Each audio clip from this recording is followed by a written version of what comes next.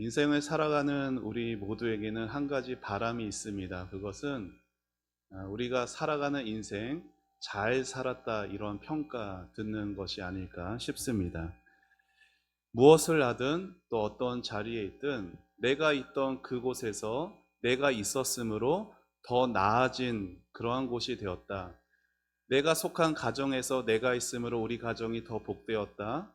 내가 속한 일터에서도 내가 있으므로 이 일터가 더 좋아졌다.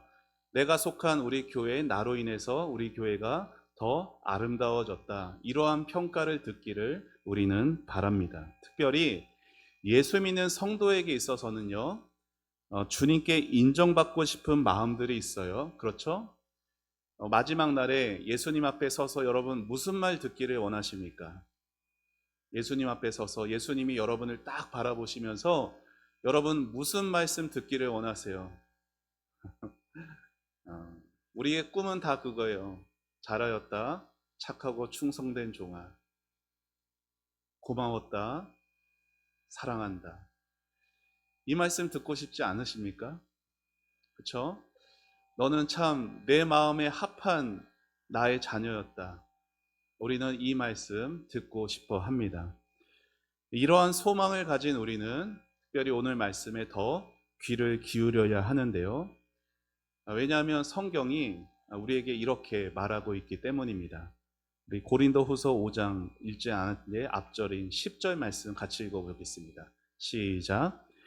이는 우리가 다 반드시 그리스도의 심판대 앞에 나타나게 되어 각각 선악간에 그 몸으로 행한 것을 따라 받으려 함이라. 여러분 여기 있는 것처럼 모든 사람이에요. 신앙이 있건 없건 상관없이 모든 인생들은 다 그리스도의 심판대 앞에 서게 됩니다. 그 심판대 앞에서 어떻게 돼요? 우리가 각각 몸으로 행한 것에 따라 하나님 앞에 평가를 받게 되는 것이죠. 그래서 우리는 인생 살면서 언제나 준비를 해야 됩니다. 어떤 준비요? 하나님 앞에 후회 없이 살아가는 인생을 준비해야 되는 것이에요. 자, 오늘 말씀은 우리가 그렇게 하나님 앞에 후회 없는 인생을 살아가는 중요한 한 가지 신앙의 태도를 가르치고 있어요. 자, 그게 뭐냐? 저를 한번 따라해 보시죠. 하나님을 향한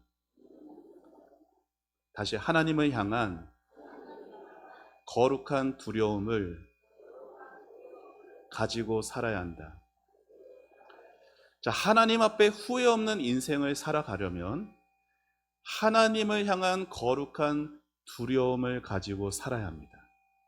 자, 바울의 고백 같이 11절 같이 읽어봅시다. 시작.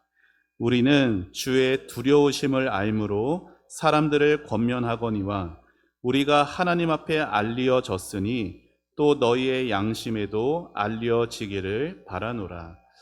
여러분 여기 두려움이라고 하는 이 말이 무서워서 벌벌 떠는 그러한 공포심을 말하는 건 아니에요. 자, 같은 이 두려우심, 이 두려움의 이 단어가 에베소서라는 성경에는 같은 단어인데 이렇게 사용이 되었어요.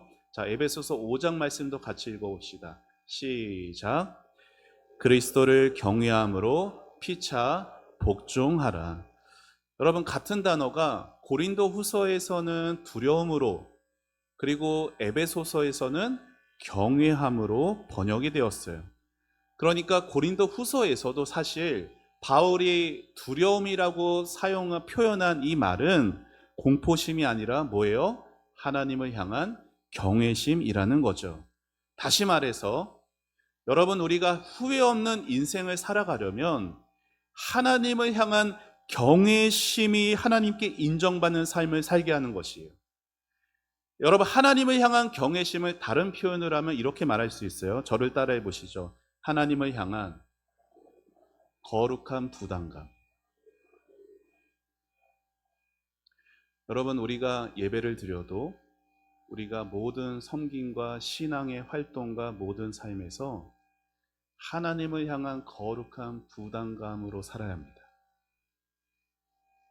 이것이 나를 짓누르는 무거운 짐이 아니라 내가 하나님께 드리기 위해서 내가 감당해야 되는 하나님이 나를 향한 거룩한 부담이 있어요.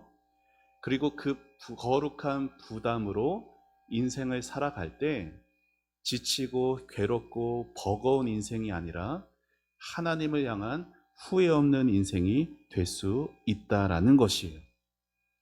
여러분, 사람들은요, 다 본능적으로 어떻게 살아가느냐? 누구나 나 자신을 위해서 살아갑니다. 그렇죠?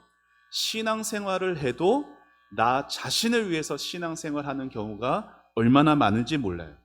모든 기준이 나고 모든 판단도 내 중심으로 하는 경우들이 많이 있어요. 그렇게 살아가는 우리가요, 말씀드린 것처럼 하나님을 향한 거룩한 부담을 가지고 살게 되면 그 삶은 달라지게 된다라는 것이에요. 자, 예를 들어 볼까요? 자, 어떤 한 학생이 있습니다. 공부하는 학생이 어떤 과목을 열심히 공부한다 생각해 보세요. 그런데 그 학생이 선생님 무서워서 혼날까봐 벌벌 떨면서 공부하는 것하고 내가 좋아하는 선생님이 나를 실망하게, 그러니까 선생님에게 실망시키지 않으려는 마음으로 공부하는 것하고, 여러분, 그 공부하는 모습도 다를 테고 공부하는 결과도 달라질 수밖에 없겠죠. 그럼 바울도 마찬가지였어요. 바울이 하나님 앞에 후회 없는 그 사도의 삶을 살아갔던 이유는 하나님이 무서워서 벌벌 떠는 두려움 때문이 아니라 하나님을 기쁘시게 하고 싶은 바울의 마음이 있었기 때문이에요. 자, 우리 고린도서 5장 9절 말씀도 같이 읽어봅시다. 시작. 그런즉 우리는 몸으로 있든지 떠나든지 주를 기쁘시게 하는 자가 되기를 힘쓰노라. 아멘. 자, 하나님을 경외한다. 하나님을 향한 거룩한 부담감을 가진다. 하나님을 기쁘시게 한다. 다 같은 의미예요. 여러분, 우리 인생의 예배든 헌신이든 봉사든 모든 것의 동기는 하나님을 기쁘시게 하는 것이어야 합니다.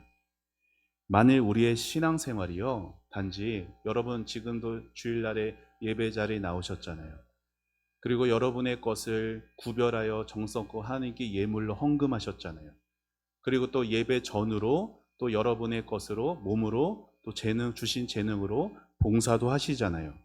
그 모든 것들이 내가 이걸 안 하면 하나님께서 나를 치실까봐, 하나님이 나에게 벌 주실까봐 해서 그 두려움에서 예배하고 헌금하고 봉사하는 것이 되면은 어떻게 될까요? 최소한의 의무들은 할 수 있어요. 어쩌면 성실하게 예배 빠지지 않고 그렇게 다 할 수 있을지도 몰라요. 그러나 그런 삶에 뭐가 없을까요? 기쁨은 없어요. 여러분, 하나님이 두려워서 신앙생활하는 사람에게는 기쁨이 없어요.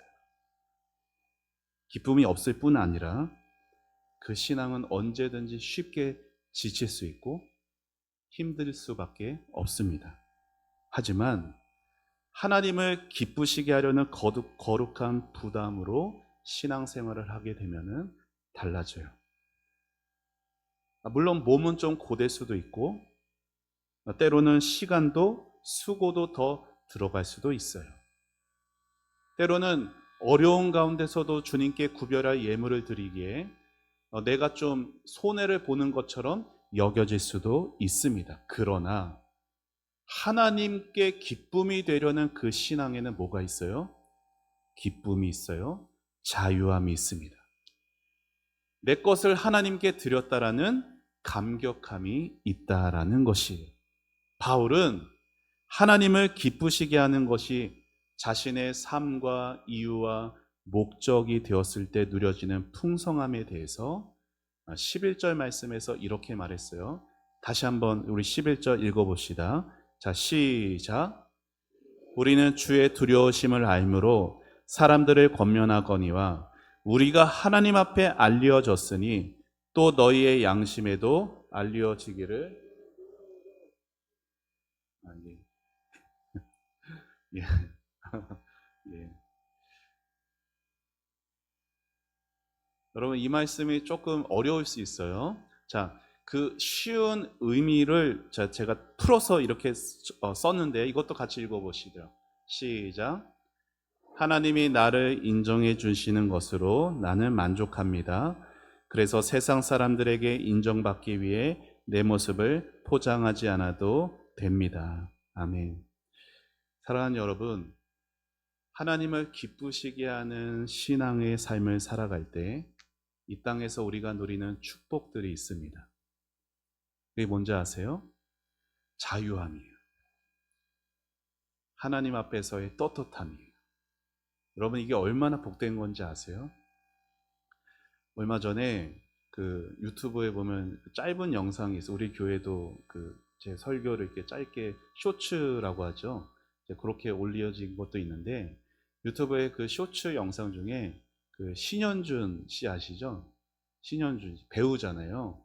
배우면서 또 교회 집사거든요.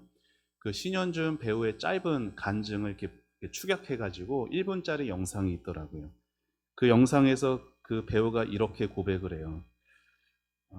저는 사실 술을 좋아하지 않습니다. 제 얘기 아니에요. 신현주 배우의 고백입니다. 저는 사실 술을 좋아하지 않습니다. 그런데 늘 안 마시고 싶어도 주변 분위기 때문에 쉽게 거절하지 못할 때가 있었습니다. 한 번은 술자리에서 그 이제 연예인이니까 연예인들이 이렇게 주변에 있죠. 선후배들이. 그래서 어떤 선배님이 저에게 이렇게 술을 권하는 거예요. 그래서 선배님, 저 크리스찬이에요. 선배님, 저 교회 집사예요. 그래서 저 술 안 마십니다. 그러니까 그 선배님이 뭐라고 말하냐? 야, 나 장로야. 괜찮아. 마셔. 야, 성경에 취하지만 말라고 했잖아. 취하지만 말어. 괜찮아. 뭐 이거 싫어? 보혈에 피 시켜줘? 자, 여기 포도주 와인 좀 갖고 와봐. 그 배우가 고백하는 거예요. 선배님들도 그러시니까 그래, 취하지만 말자. 그러면서 술을 조금씩 마셨대요. 그러다가 이 신현준 배우가 저도 모르게 기도를 했답니다. 하나님, 저 이제 입에 술을 대지 않겠습니다. 하나님이 주신 이 몸, 거룩한 성전 깨끗하게 만들겠습니다. 그렇게 술, 담배를 안 하니까 그 배우가 고백하는 거예요. 기도할 때 기도가 달라졌대요. 어떻게? 떳떳해졌대요. 기도할 때. 뭐 기도의 응답이 뭐 빨리 이루어지고 그걸 말하는 게 아니에요. 기도하는 내 마음 자체가 하나님 앞에 자유해졌다라는 거예요. 그가 말해요. 왜요? 하지 말라라는 거 안 했으니까. 그리고 어디 가서도 자신을 저는 하나님의 사람입니다. 이렇게 떳떳하게 말할 수 있게 되었다라고 그 영상에서 간증을 했어요. 여러분, 신현준 배우 집사님이에요. 그분이 술 마시는 장로 선배 사람을 기쁘게 하는 게 아니라 하나님을 기쁘시게 하는 삶을 선택하자 그 배우가 무엇을 누리게 되었습니까? 기도할 때 어떻다고요? 떳떳하다, 자유하다 말하고 있어요. 왜요? 하지 말라는 거 안 하니까. 다시 말해, 하나님을 기쁘시게 하려는 삶을 내가 선택하니까 그 삶에 하나님이 주신 복이 임하더라라는 것입니다. 여러분, 술을 마시느냐 마시지 않느냐 그게 중요한 게 아니에요. 많은 성도들이 하나님께 헌금을 드릴 때도 왜 꼭 이것까지 드려야 되냐, 드리느냐 마느냐 이것 가지고 막 갈등합니다. 술을 마시느냐 안 마시느냐, 드리느냐 마느냐, 여러분 그게 중요한 게 아니에요. 뭐가 중요한 거예요? 내가 누구를 기쁘게 하느냐가 중요한 것이에요. 우리는 모두 다 누군가를 위해 살아갑니다. 그 누군가는 나 자신이 될 수 있고 다른 사람, 내 가족, 내 주변 사람들이 될 수도 있고 하나님이 되실 수도 있어요. 우리는 그렇게 다 누군가를 위해서 살아가요. 여러분은 누구를 위해서 살아가고 계십니까? 여러분 자신을 위해서 살아가고 계세요? 아니면 여러분 주변 사람들의 만족을 위해서 살아가고 계십니까? 그런데 여러분, 나 자신을 만족시키는 거 쉽던가요? 물론 사람마다 성향과 성격이 다르니까 나는 이 정도만 돼도 괜찮아 라고 여길 수 있지만, 많은 사람들은 나 자신 스스로도 나 자신이 만족되지 못한 채 살아가는 경우가 많아요. 더더욱이 주변 사람들의 기대를 맞추며 살아간다? 더 힘들고 어렵죠. 그러면 이런 질문이 생각이겠죠. 목사님, 나 자신 만족시키는 것도 어렵고 내 주변 사람들 만족시키는 것 더 어려운데 어떻게 하나님을 만족시키며 살 수가 있습니까? 그런데 여러분, 그거 아세요? 하나님을 만족시키는 것이 사람을 만족시키는 것보다 훨씬 쉽습니다. 어떻게 그렇지? 여러분, 이유가 있어요. 자, 저를 따라해 보시죠. 하나님은, 다시 큰 목소리로, 하나님은 나의 중심을 보시기 때문이다. 자, 하나님은요, 우리를 만드셨어요. 그렇죠? 하나님은 누구보다, 나 자신보다 나를 더 잘 아세요. 맞죠? 하나님은요, 우리의 한계를 잘 아세요. 그래서 하나님은 우리가 할 수 없는 걸 억지로 하라고 강요하시는 분이 절대 아니에요. 그러나 세상은 달라요.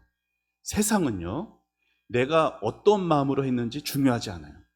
세상은 내가 최선을 다했는지 고려하지 않아요. 내가 그 일을 하느라 얼마나 힘들고 아파하는지 관심이 없어요. 세상은 언제나 결과로 우리를 평가합니다. 그래서 힘이 드는 거예요. 나를 향한 기대치가 있어요. 세상은. 그리고 그 기대치에 못 맞추면 우리는 언제나 버거워할 수밖에 없습니다. 그러나 하나님은 우리의 중심을 보십니다. 무슨 말이에요?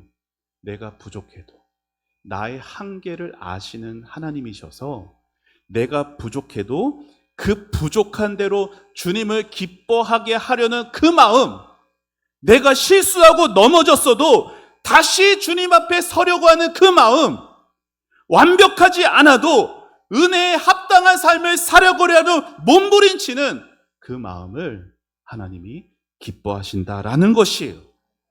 그래서 하나님을 기뻐하는 삶이요, 사람을 만족시키는 삶보다 훨씬 더 쉬운 것이에요. 자, 그러면 하나님을 기쁘시게 하기 위해 거룩한 부담을 가지고 산다라는 게 조금 더 구체적으로 어떤 것이냐. 자, 우리 야고보서의 말씀 같이 읽어볼까요? 시작. 이로보건대 사람이 행함으로 의롭다 하심을 받고 믿음으로만은 아니니라. 영혼 없는 몸이 죽은 것 같이 행함이 없는 믿음은 죽은 것이니라. 자, 아멘 하실 수 있으세요? 자, 아멘이 잘 나오십니까? 자, 이 말씀 보면은 좀 부담이 되는 게 사실입니다. 그렇죠? 이 말씀만 보면 보세요. 사람이 행함으로 의롭다 하심을 받는다라고 나오니까 소식이 좀 걸려요. 그렇죠? 그런데요, 성경은 구원을 어떻게 가르쳐요? 믿음으로 구원받는다 말하잖아요. 오직 하나님의 은혜로 구원받는다고 말해요. 그런데 저를 따라해 보시죠. 구원받는 믿음에는 반드시 삶의 열매가 따라온다. 자, 어떤 여성이 운전을 하고 있었습니다. 운전하신 분은 다 아실 거예요. 운전하다 보면요, 답답할 때가 있어요. 나는 가야 되는데 내 앞차가 막 슬금슬금 갈 때가 있어요. 그러면 어때요? 막 속에서 막 뭔가 막 올라오는 것 같아요.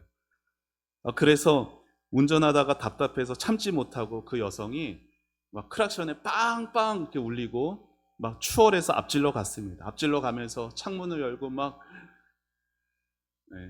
이렇게 참 온순하게 표현하면 왜 운전 그렇게 하세요? 하고 그리고 한마디 던지고 갑니다. 근데 마침 그 여성 운전자 뒤에 경찰차가 있었어요.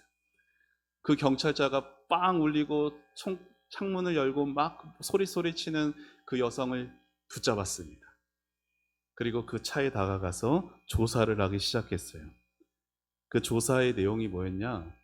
왜 그렇게 하세요? 위협 운전하세요? 이게 아니라 당신이 이 차의 주인이 정말 맞습니까? 확인한 거였어요. 그러면서 이렇게 말해요. 경찰관이, 선생님, 저는 교회는 다니지 않는데 선생님 자동차 뒷 범퍼를 보니까 십자가 스티커가 붙어 있는 걸 보니 선생님이 그리스도인이라는 건 제가 알겠습니다. 그런데 방금 선생님이 하신 그 행동은 그 뒷 범퍼에 붙어 있는 그 표시랑 너무나 어울리지 않아서 이 차가 정말 선생님 차가 맞는지 제가 확인해 봐야겠다라고 생각했습니다. 우스갯소리 같지만 여러분, 그 말에, 그 이야기에 하나님의 마음이 잘 나타나 있는 것 같습니다. 행함 없는 믿음이 죽은 것이라.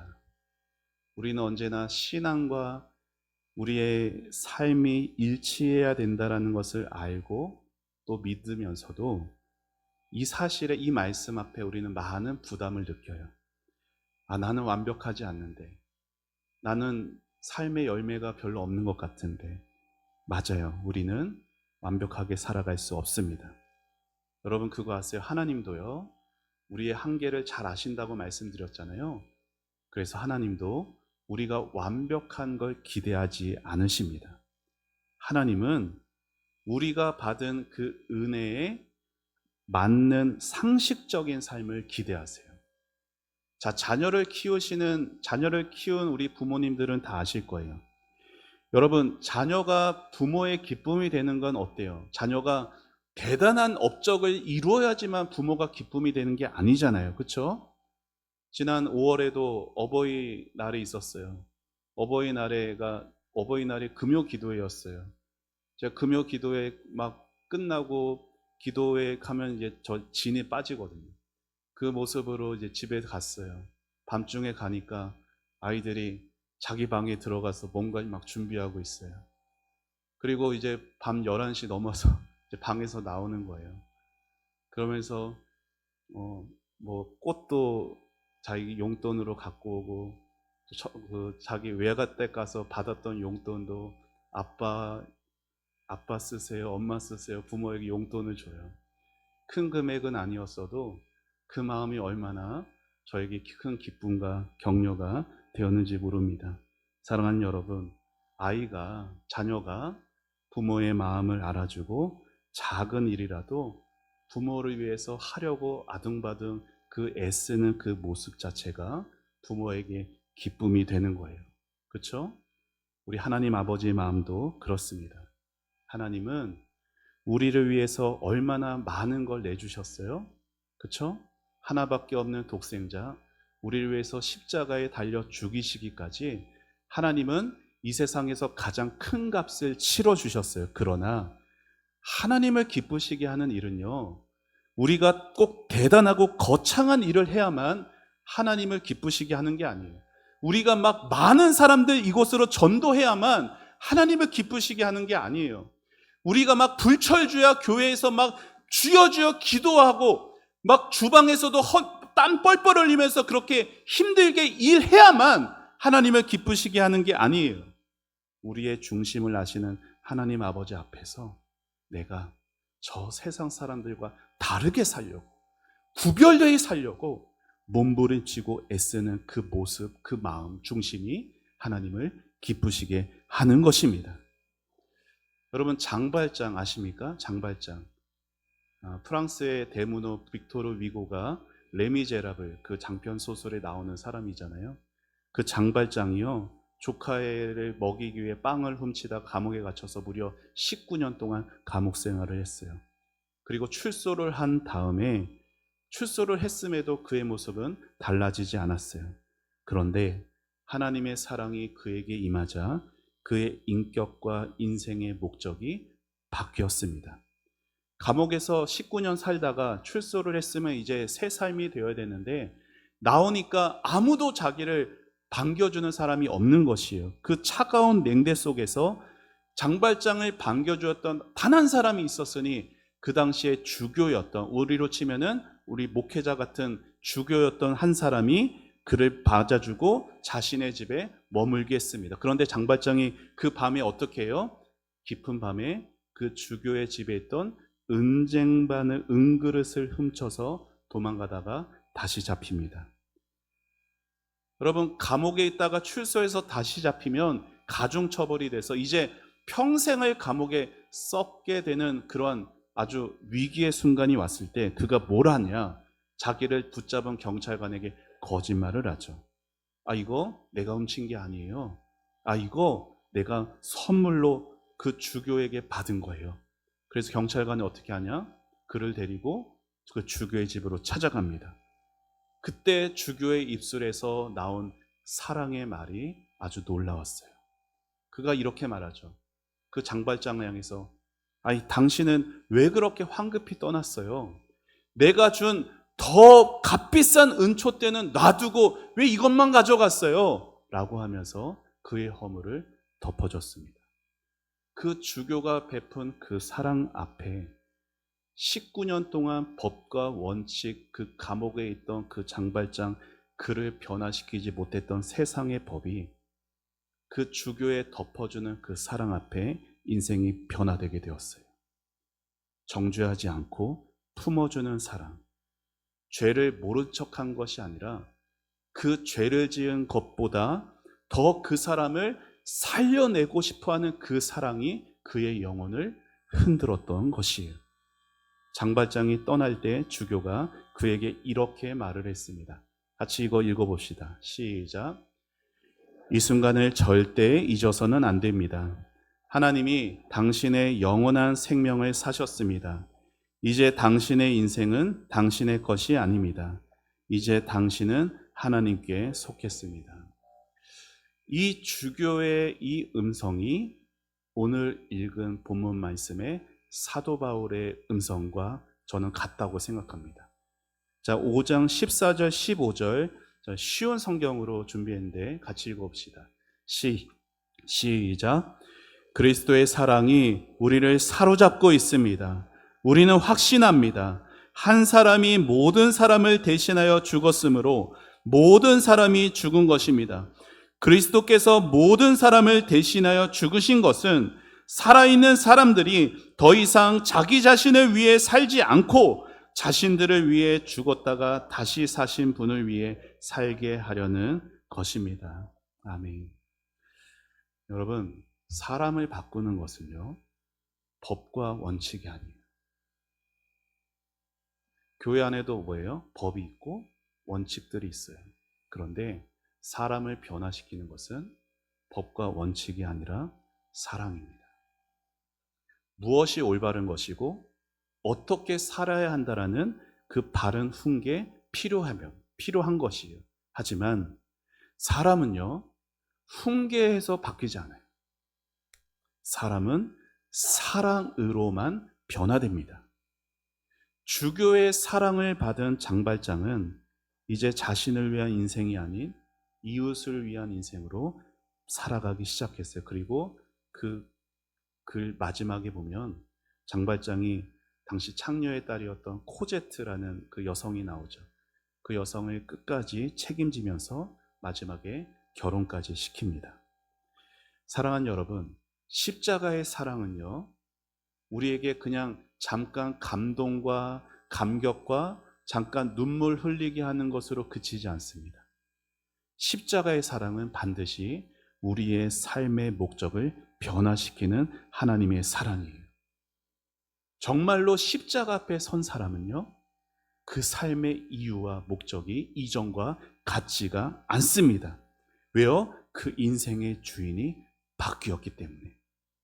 예수님이 정말 나를 사랑하셔서 이 땅에 오시고 나를 위해 십자가에 죽어주신 것 정말로 믿는 사람은 이전과 같이 살아갈 수가 없어요. 내 인생 여전히 내 것이다, 이렇게 말하며 살 수가 없어요. 십자가의 앞에 서면은 깨달아지는 거예요. 아, 내 인생 내 것이 아니었구나. 주님이 나를 사셨구나. 나는 주님의 것이구나. 이제 나는 나를 위한 인생이 아니라 주님을 위한 인생 살아야 되는 거구나. 깨달아지게 된다라는 것이에요. 여러분, 이것이 복음이고 이것이 십자가의 능력입니다. 십자가의 사랑은 우리를 정죄하는 데서 끝나지 않고 사랑으로 새 사람 되게 변화시키는 하나님의 능력이 있어요. 그리고 십자가의 능력은 단지 우리 자신의 삶의 이유와 방향만 바꾸는 게 아니라 인생을 평가하는 기준도 변화시킵니다. 자, 여기 중요해요. 뭘 변화시킨다고요? 나의 인생을 평가하는 기준을 변화시켜요. 자, 바울이 16절에서 이렇게 고백했어요. 이것도 쉬운 성경인데 읽어봅시다. 시작. 그러므로 우리는 이제부터 그 어떤 사람도 세상의 관점으로 알지 않겠습니다. 전에는 우리가 그리스도에 대해서도 세상의 관점으로 알았으나 이제는 더 이상 그렇게 하지 않겠습니다. 자, 전에는 바울이요, 예수 만나기 전에는 어떠한 삶을 살았느냐? 그는 참 대단해 보이는 삶을 살았어요. 그의 학벌, 그의 지위, 그의 신분 다 아주 상류층이었어요. 그게 인생을 잘 사는 거라고 그가 그 기준을 두었던 것이에요. 그래서 그 기준에 맞추기 위해서 오늘날로 치면 인류 최고의 과외를 받으면서 공부했고 율법도 철저히 지키면서 살아갔어요. 그러나 그런 그가 부활의 예수님을 만난 후에는, 십자가의 사랑을 경험한 후에는 인생을 평가하는 기준이 완전히 달라지게 되었다라는 것이에요. 사랑하는 여러분, 여러분의 인생 어떻게 평가하고 계십니까? 여러분의 인생 초라한 인생이라고 생각하세요? 여러분의 인생, 나는 내 인생 실패했다, 이렇게 생각하는 분이 계십니까? 인생을 잘 살았느냐 못 살았느냐, 그게 세상 사람들과 똑같이 가게 되면 어떻게 돼요? 재산이 많고 건강하게 오래 살고 자녀들이 잘 되고 사람들에게 인정과 칭찬을 받으면 어때요? 인생이 잘 산 인생이 될 겁니다. 그런데 그게 정말 잘 산 인생이 될까요? 예수님을 믿으면 예수님을 믿기 전과 후의 기준이 달라집니다. 무슨 기준? 뭐가 성공인가? 뭐가 가치 있는 인생이고 뭐가 복된 인생인지에 대한 그 판단하는 기준이 달라지게 된다라는 것입니다. 여러분, 교회를 오래 다녀도 삶이 왜 변하지 않는지 아세요? 내 기준이 변화되지 않았기 때문에. 저를 따라해 보시죠. 성공의 기준이 변하지 않으면 인생은 변하지 않는다. 여러분 생각해 보세요.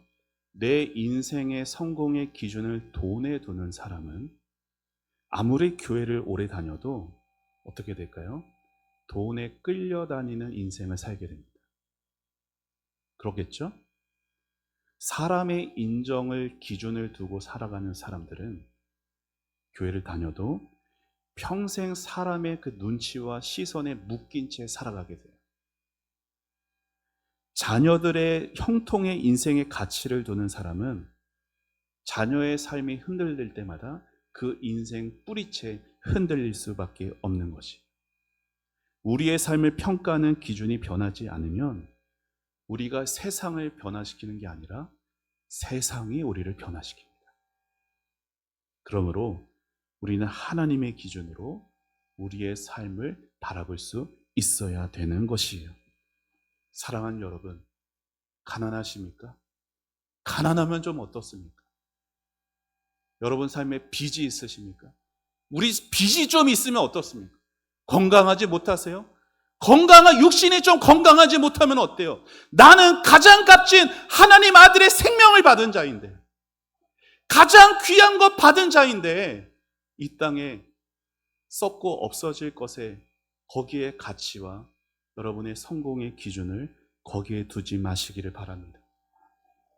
여러분의 오늘의 현실로 여러분의 가치와 여러분의 소중함을 잃어버리지 않기를 바라요.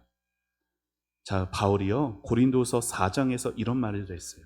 자, 이것도 같이 읽어봅시다. 시작. 우리는 이 보화를 질그릇에 담고 있습니다. 그것은 풍성한 능력이 우리에게서 나오는 것이 아니라 하나님께로부터 나오는 것임을 보이시려는 것입니다. 우리는 사방에서 압박을 받아도 눌리지 않으며 난처한 일에 빠져도 절망하지 않습니다. 여러분, 예수 믿는다고 해서 연약한 질그릇이요 금그릇 되지 않습니다. 우리는 다 예수 믿으면 아팠던 몸도 다 낫고 가난했던 형편도 좀 부유해지고 막혔던 것들 다 풀어지고 형통해지고 그러기 바라잖아요. 물론 그럴 수도 있어요. 그러나 여러분, 예수 믿는 것이 꼭 그걸 말하는 건 아니에요. 예수를 믿어도 여전히 아플 수 있고, 예수를 믿어도 여전히 형편이 가난할 수 있고, 예수를 믿어도 가정의 상황은 아직 변하지 않을 그대로일 수도 있어요. 그러나 그럼에도 그 연약한 질그릇이, 깨지기 쉬운 그 그릇이 하나님 앞에 가치 있고 소중한 이유는, 저를 따라해 보시죠. 그 안에 예수님이 담겨 있기 때문에. 여러분, 그릇의 가치는요, 그 그릇이 무엇으로 만들어졌느냐에 있지 않아요. 그 그릇의 가치는 뭐가 있어요? 그 속에 뭐가 담아져 있느냐에 따라서 그릇의 가치가 결정되는 거예요. 여러분, 생각해 보세요. 아무리 금그릇이어도 그 안에 쓰레기가 담아져 있으면 그 그릇은 뭐가 되는 거예요? 쓰레기통이 되는 거예요.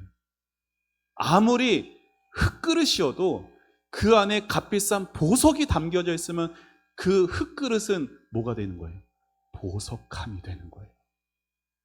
사랑하는 여러분, 예수님 믿는 우리의 육신 언제든지 부서질 수 있고 깨어질 수 있고, 언제든지 내 몸 약하고 내 형편 초라할 수도 있어요. 그러나 우리가 하나님 앞에 인정받고 축복받고 하나님 앞에 소중한 존재가 되는 이유는 내게 있는 것, 가진 소유나 내 능력에 있는 게 아니라 내 속에 누가 계셔서 예수님이 계시기 때문인 것입니다. 그러니 거친 세상, 힘겹고 버거운 세상 살아가시지만 여러분 안에 계신 예수님 때문에 떳떳하게 가슴 펴고 당당하게 살아가시길 바라요. 지금보다요 훨씬 더 어렵고 가난했고 힘들었고 심지어 사자밥이 되면서 핍박받던 믿음의 사람들은 십자가 사랑 하나 가지고도 당당하게 나갔어요. 너희들이 내 목에 칼을 대고 총을 겨누어도 그들은 눈 하나 깜빡하지 않고 주눅들지 않고 당당하게 나갔어요. 왜? 그 속에 누가 살아계셔서? 예수님이 살아계셔서. 여러분의 현실과 형편 물론 무시할 수는 없지만 그것들이 여러분의 가치를 정하는 게 아니라 내 안에 정말 누가 계신가, 그걸 확인하시고, 만약에 예수님 내 안에 안 계신 것 같거들랑 기도하세요. 주님, 내 안에 와주옵소서. 주님, 내 안에 계셔주세요. 예수님, 내 안에 좀 계셔주세요. 예수님 없는 삶 그만 살게 하여 주시고, 돈 걱정, 건강 걱정 거기에 붙들린 채 그 무거운 짐에 짓눌려 살아가는 인생 그만 살고 내 안에 계시는 그 예수님 때문에 참으로 복된 인생 살아가도록 도와주옵소서. 그렇게 살아가는 여러분이 예수 안에서 새롭게 태어나는 새로운 피조물이 되는 것이에요. 자, 오늘 마지막 17절 말씀 읽어봅시다. 시작. 그런즉 누구든지 그리스도 안에 있으면 새로운 피조물이라. 이전 것은 지나갔으니 보라 새 것이 되었도다. 십자가의 사랑이 우리를 사로잡으면 우리는 새롭게 됩니다. 내 인생 왜 새롭게 안 됐느냐? 아직 십자가의 사랑에 붙잡혀 보지 않아서 그런 거예요. 십자가의 앞에 서게 되면 뭘 느끼는지 알아요? 나의 무능함을 느낍니다. 나의 더러움을 느껴요. 나의 무가치함을 느껴요. 하나님 앞에 내가 얼마나 쓸모없는 존재였는가를 느껴요. 그런데 이런 나를 위해서 하나님께서 자신의 사랑을 던져주셨다는 것이 십자가에서 환히 드러나는 거예요. 그 십자가의 사랑 앞에 서는 자만이 내 인생을 새롭게 봅니다. 더 이상 세상같이 돈에 붙들린 인생이 아니고 건강에 붙들리고 휘둘리는 인생이 아니라 나를 위해서 죽으시고 다시 살아나신 예수를 위해 살아가는 인생으로 변화되게 되는 것입니다. 그러니 그 세상의 기준으로 여러분 자신을 묶지 마세요. 나는 가진 것이 없어서 안 된다. 나는 남들보다 부족해서 안 된다. 나는 이렇게 저렇게 실수하고 실패한 인생이다. 그렇게 말하지 마세요. 하나님 앞에 여러분 한 사람 한 사람은 너무나 귀하고 소중한 하나님의 자녀이십니다. 우리가 나를 그렇게 바라봐 주시는 그 하나님을 경외함으로 하나님을 향한 거룩한 부담을 가지고 십자가의 사랑에 붙들려 살아갈 때 우리 인생은 장차 하나님 앞에 서서 하나님 배울 때 후회 없는 인생을 살아가게 될 줄 믿습니다. 여러분 다 그리스도의 심판대 앞에 설 것입니다. 분명하게 설 것입니다. 그 심판대 앞에서 하나님께 들을 말, 여러분이 하나님 앞에 설 그 준비를 이 땅에서부터 잘 하면서 복되고 가치 있는 인생, 세상에 끌려다니는 인생이 아니라 세상을 먹고 정당하게 이길 수 있는 그런 인생 될 수 있으시길 주의 이름으로 축원합니다. 우리 함께 찬양하고 기도하겠습니다.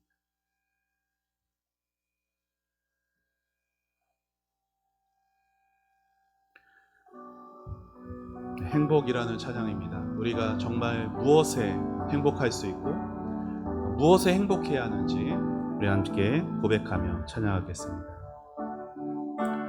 화려하지 않아도 정결하게 사는 삶, 가진 것이 적어도 감사하며 사는 삶, 내게 주신 작은 힘 나눠주며 사는 삶, 이것이 나의 삶의 행복이. 우리 한 번 더 고백. 화려하지 않아도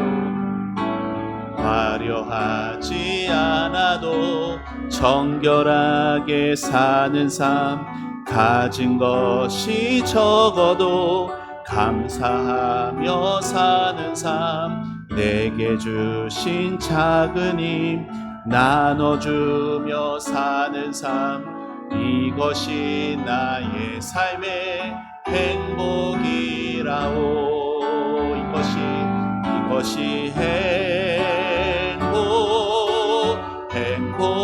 행복이라오. 세상은 알 수 없는 하나님 선물, 이것이 행복이라오. 하나님의 자녀로 살아가는 것, 이것이 행복이라오. 우리 가슴에 손을 얹고 찬양합니다.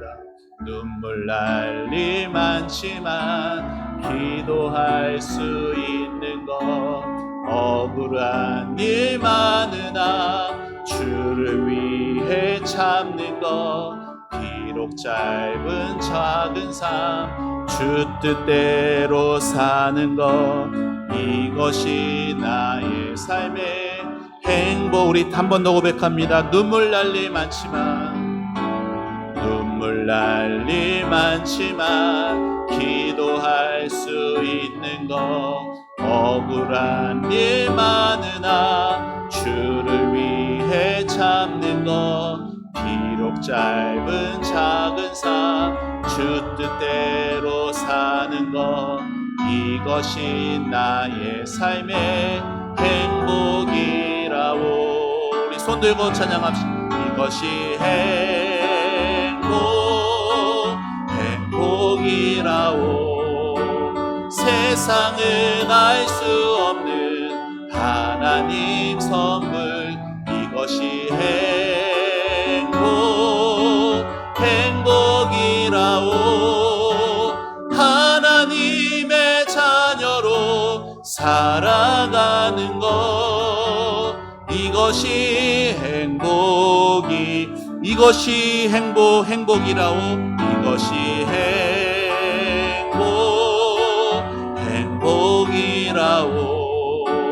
세상은 알 수 없는 하나님 선물, 이것이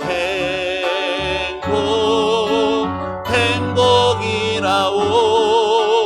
하나님의 자녀로 살아가는 것, 이것이 행복이라오. 시험 우리 말씀 생각하며 기도하기 원합니다. 사랑하는 여러분, 인생의 행복 어디서 찾고 계십니까? 인생의 행복, 세상에서 말하는 돈에서, 건강에서, 자녀들의 잘됨, 가족들의 형통함에서 찾고 계십니까? 물론 그것들도 하나님이 주시는 귀한 복이 맞습니다. 그러나 진정한 행복은 거기에 있는 것이 아니라 하나님을 기쁘시게 하는 삶에 있습니다. 억울한 일 많고 눈물 날 일 많을 때 내가 하나님을 향한 거룩한 부담감을 가지고 인내하며, 또 때로 하나님께 기쁨이 되고자 사랑을 베풀고, 또 그렇게 주님을 위해서 살아내는 모든 삶의 그 아름다운 마음들, 그 중심이 하나님이 기뻐하시는 줄 믿습니다. 이 시간 기도하실 때, 하나님, 제가 사람을 기쁘게 하는 삶을 살았던 것을 회개합니다.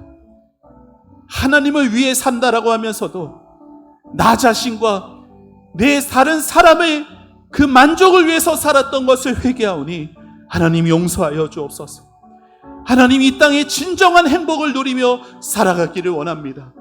하나님만이 나의 진정한 행복 되시고 십자가의 사랑으로 붙들려 내 인생의 가치관과 참으로 하나님 앞에 소중하고 복된 인생 살아가게 하여 주옵소서. 사랑하는 여러분, 여러분의 가치는 여러분의 그릇에 있지 않고 여러분 안에 담겨있는 예수님의 가치만큼 여러분은 가치 있고 하나님 앞에 소중한 존재입니다. 하나님, 내가 이것을 알고 세상 앞에 당당하겠습니다. 하나님, 나와 함께하여 주옵소서. 십자가의 사랑에 붙들려 살아가게 하여 주옵소서. 우리 다 같이 주님의 이름 부르며 기도하며 나갑니다. 주여, 하나님 아버지 은혜를 감사합니다. 아버지 하나님, 주여 이 시간 하나님 우리의 믿음의 눈을 들게 하여 주옵소서.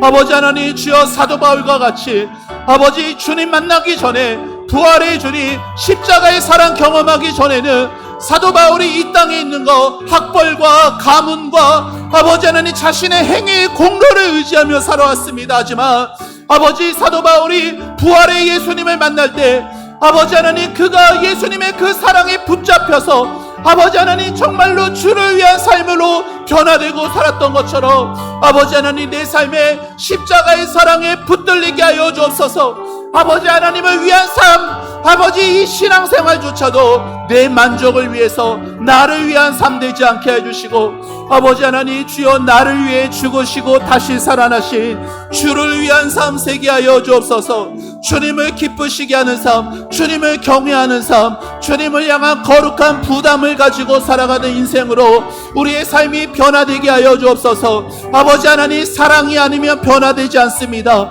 아버지 하나님, 오늘도 십자가의 사랑으로 아버지 그 사랑이 우리 안에 부어지게 하여 주사 아버지 그 사랑 앞에 변화되게 하여 주옵소서. 그 사랑으로 우리가 달라지게 하여 주시옵소서. 이 세상의 가치와 이 세상의 기준에 허덕이며 이 세상 기준에 맞추느라 살아가는 인생이 아니라 아버지 하나님, 참된 행복, 참된 인생의 가치가 어디에 있는지 알고 발견하며 하나님 믿음으로 살아갈 수 있는 우리의 삶 될 수 있도록 하나님 축복하여 주시옵소서. 아버지 하나님, 주여 이곳에서 주님을 만나고 이곳에서 주님의 사랑을 경험한 것 아버지 가장 값지고 가장 가치 있는 것이오니 하나님 아버지, 세상에서 조금 가난하고 세상에서 조금 몸이 아프고 세상에서 아버지 하나님 내가 수고하고 노력한 결과를 얻지 못한다 하더라도 여전히 나는 주님을 모시는 가장 인생의 행복한 자라는 것을 아버지 하나님 다시금 깨닫게 하사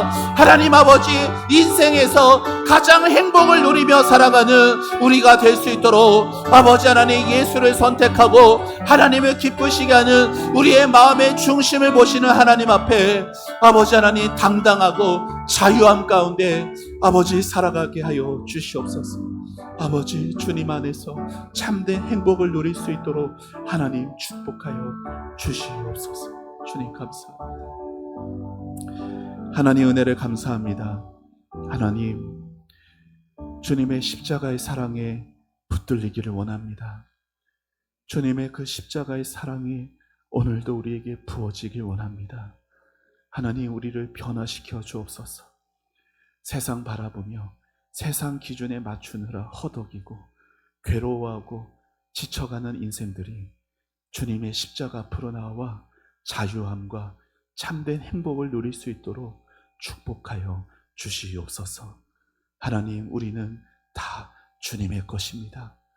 하나님 우리의 한계를 아시고 우리가 무엇을 잘 못하는지 우리가 어디에 실수하는지도 다 아시는 우리의 좋으신 나의 아버지께서 우리를 바라보실 때 아버지 주님 앞에 속이는 자 되지 않게 해주시고 있는 모습 이대로 가난한 심령으로 또한 절박한 심령으로 주님 앞에 주님의 그 은혜와 사랑을 구하는 주님 앞에 엎드린 주의 백성으로 하나님 우리가 새로워질 수 있도록 그리스도 안에서 새로운 피조물됨으로 행복한 당당한 자유한 인생으로 살아가도록 하나님 역사하여 주시옵소서. 주님께서 주실 앞으로도 주실 그 은혜 기대하고 감사드리며 예수님의 이름으로 기도합니다. 아멘.